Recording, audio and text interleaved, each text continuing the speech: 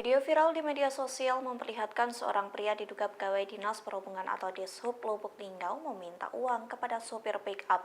Hal itu dikarenakan sopir pick-up membawa keluarganya yang hendak bersilaturahmi.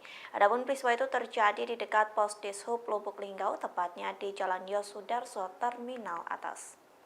Dalam video tersebut nampak seorang petugas dishub tiba-tiba memberhentikan mobil pickup. Hal itu dikarenakan sang sopir pickup hendak dimintai uang retribusi sebesar Rp100.000. Adapun uang retribusi itu lantaran mobil pickup membawa penumpang di belakang. Mengetahui hal itu terjadi cekcok antara penumpang mobil dan pria yang diduga petugas dishub. Terdengar seorang ibu-ibu di dalam mobil teriak dan marah-marah. Mereka tak terima lantaran banyak mobil pickup lain yang membawa penumpang namun tidak dimintai uang.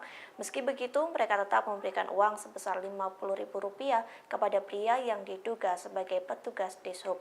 Namun hingga saat ini, Kepala Dishub Lubuk Linggau, yakni Abu Jaat, belum berhasil dimintai konfirmasi terkait video viral tersebut.